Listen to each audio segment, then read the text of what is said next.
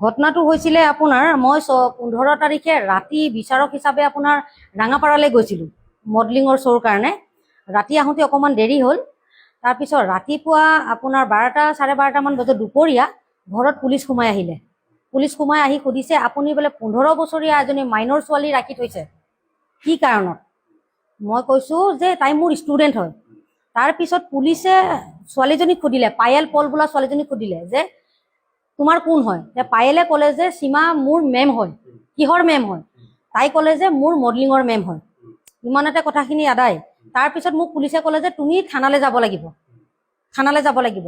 ময়ো তেওঁলোকৰ লগতে ওলাই দিলোঁ আৰু থানালৈ যোৱাৰ পিছত আৰু পিছত মোৰ এয়া বেয়া বেয়া ভিডিঅ' ওলাইছে, কৈ আছে চবে বোলে মই কিবা বেয়া ধান্দা চলাওঁ, কিবা চলাওঁ।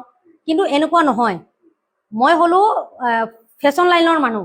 মই বিচাৰক হিচাপে বাহিৰলৈ গৈ থকা হয়, গুৱাহাটী, ডিব্ৰুগড়, শিলচৰ, গোলাঘাট, দিল্লী, হাৰিয়ানা, কলকাতা। তো মই পৰাপক্ষে মই বাহিৰতে থকা হয়।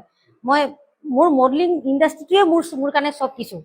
মোৰ পাৰ্লাৰটো মোৰ কাৰণে একোৱে নহয়। মোৰ পাৰ্লাৰ চলাইছিলে মোৰ মানুহজনে, ৰিংকুমণি দাসে পাৰ্লাৰ চলাইছিলে। পাৰ্লাৰটো মোৰ নামত হয়, কিন্তু পাৰ্লাৰ তেওঁ চলায়।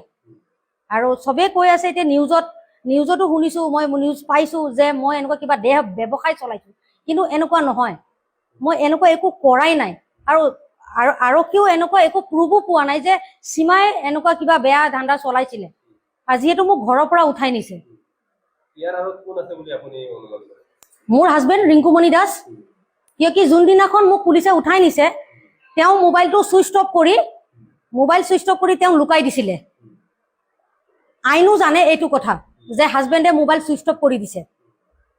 আৰু পাইল পল বুলি ছোৱালীজনী আপুনি আমাৰ আগত কৈছিলে ভিন্ন প্ৰতিক্ৰিয়া দাঙি ধৰা বুলি কৈছিলে। এবাৰ কৈছিলে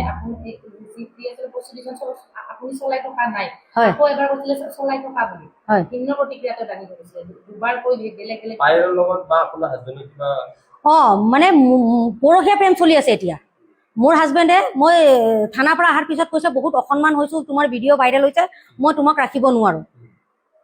মই ক'লো কিয়? কৈছে বোলে মই পায়েলক ভাল পাওঁ, মই পায়েলৰ লগত থাকিম। আৰু পায়েলেও কৈছে যে মই ভিনদক ভাল পাওঁ, মই ভিনদৰ লগতে থাকিম। সিহঁতৰ ফটো ভিডিঅ' প্লাছ এনেকুৱা ভইচ আৰু বহুত এভিডেঞ্চ আছে মোৰ তাত, যিহেতু মই মিডিয়াক দিব বিচাৰোঁ, মানে আইনক মই জনাব বিচাৰোঁ। নাই, তেওঁ মোৰ লগত কথা নাপাতে, তেওঁ তাইৰ লগতে থাকে।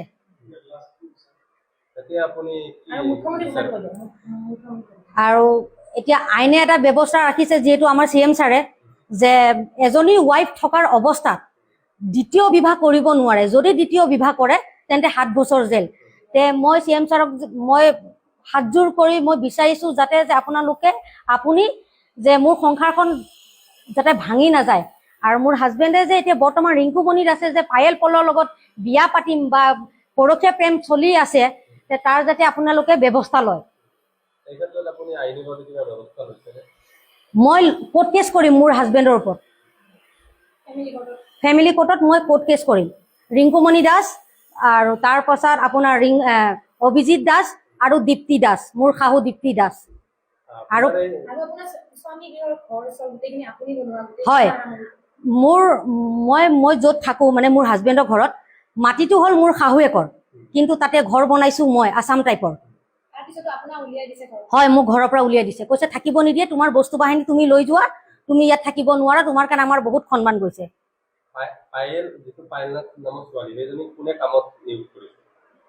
এইটো মোৰ দেৱৰটোৱে আনিছিলে, অভিজিত দাসে বিশ্বনাথ চাৰিআলিৰ পৰা আনিছিলে ছোৱালীজনী।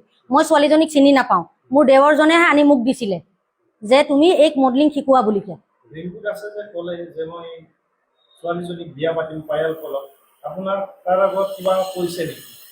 হয়, মই যেতিয়া থানাত আছিলোঁ তেতিয়াই মোক কৈছিলে যে মই তোমাক ৰাখিব নোৱাৰিম, মই পায়েল পলকে ৰাখিম, মই পায়েল পলকে ভাল পাওঁ। হয় হয়, চলি আছিলে। আৰু ঘৰতো মই আপোনাৰ এদিন এনেকে বেয়া বস্তু কিবা এটা পাইছোঁ, সিহঁতৰ মাজত সম্পৰ্ক হৈছে। মোক ফচাইছে, হয়, এনেকুৱা পক্সো কেছত ফচাইছে 15 বছৰীয়া ছোৱালীজনীৰ লগত। সেই 15 বছৰীয়া ছোৱালীজনীৰ লগতে এতিয়া মোৰ হাজবেণ্ডৰ পৰকীয়া প্ৰেম চলি আছে, পায়েল পল বোলা ছোৱালীজনী। তাই বিশ্বনাথ চাৰিআলিৰ হয়, বাপেকৰ নাম হ'ল দিলীপ পল।